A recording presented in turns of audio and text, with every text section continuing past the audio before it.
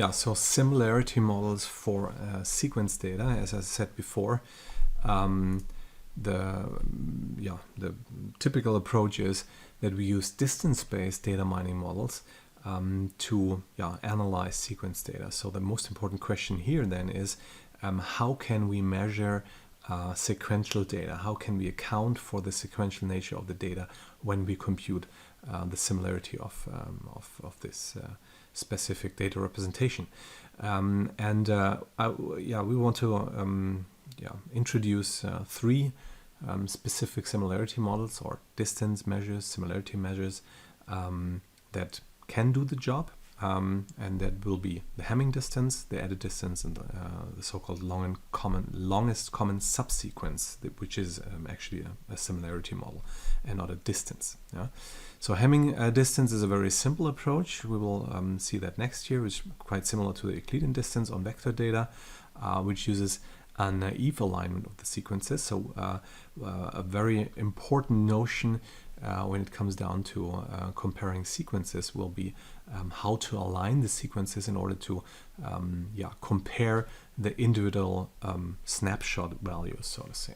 Yeah?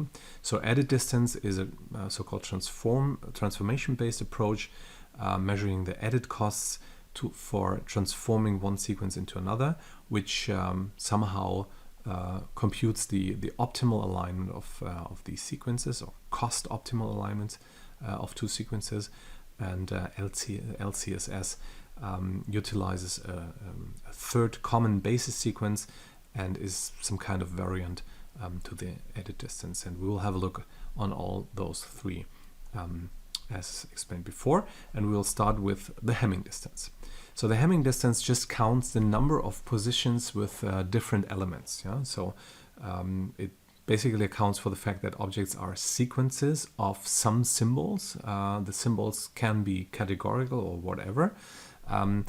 You see it here. So it just counts the difference or the different values, the different elements at each position. Yeah? So given two sequences, Q and S, they need to be the same length, otherwise the Hamming distance fails, at least the classical Hamming distance fails.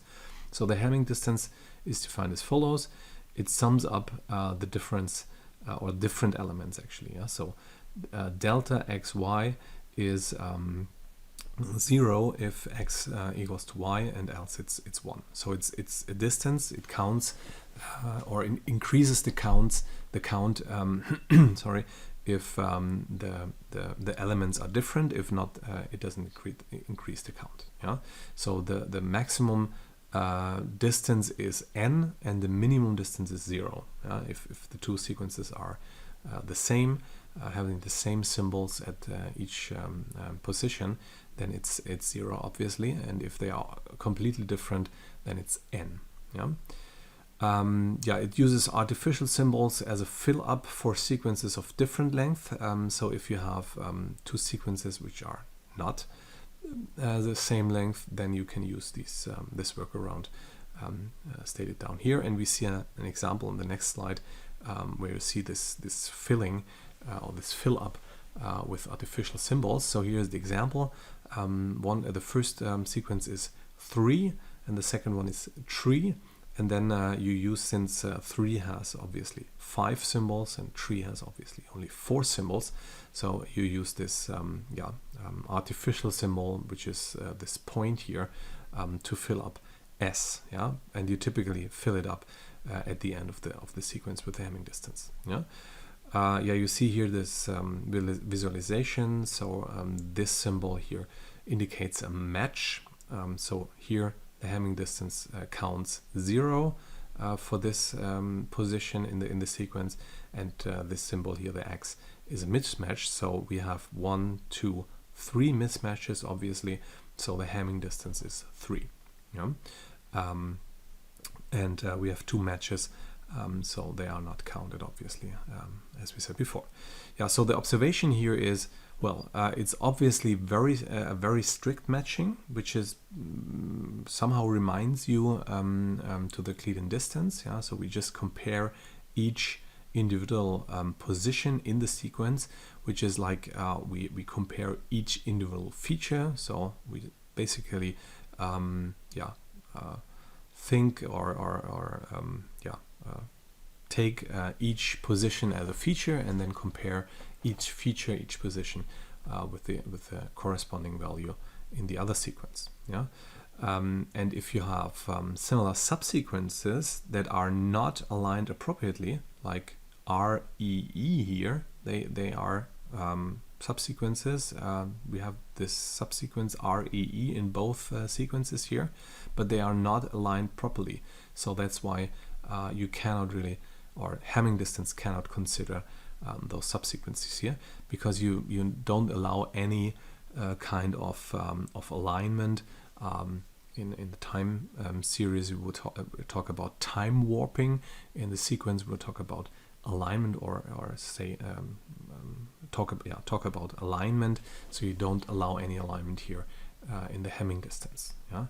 And here are some examples of misaligned subsequences. So you have here Q is Türschloss and Torschuss is S. So Torschuss is one value or one position less, so you need an artificial fill up here.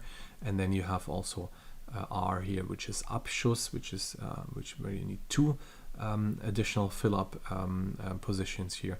And you see here, well, where this one here, the alignment of Türschloss and Torschuss is somehow okay. Here R, T, R, S, C, H, and so on. But the double S down here, well, this one here is by chance somehow.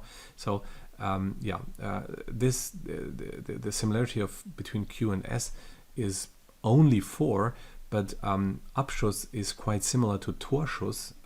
Well, it's not. At least it has this Schuss subsequence here, which is similar to Torschuss. But the distance to Q is much larger. It's 10, just because there is no proper alignment with this SCH here or the double S here, like it is here. So here the SCH, you have at least the alignment here, and also R and T, and the double S doesn't align to this double S, but at least one aligns to this one here. And somehow correct alignment in S here is somehow by chance, just because the two words, the two sequences have, say, similar length, but here the alignment is completely off, because Abschuss has a completely different length compared to Türschloss, I'm sorry. So the alignment here is by chance. Here the alignment is also by chance, and it's a bad alignment. So if you would have used the two artificial fill-ups at the beginning, it would be a different story, at least for the double S at the end. But it's still not aligning the SCH correctly here. So anyway, the whole story is about this alignment here. So Hamming distance does not allow any alignments, any shifting in the position of the sequence. So it doesn't account for similar subsequences that are not aligned appropriately. Appropriate, not aligned appropriately. So and that's the downside of the Hamming distance, obviously. And we will see some variants in the next podcast, like the edit distance and the LCSS, which allow for alignments, and then so they somehow allow for a kind of shifting along this sequence in order to find a better alignment, to be a little bit more flexible in terms of the alignment. And we will see that in the next podcast. So once again, stay tuned.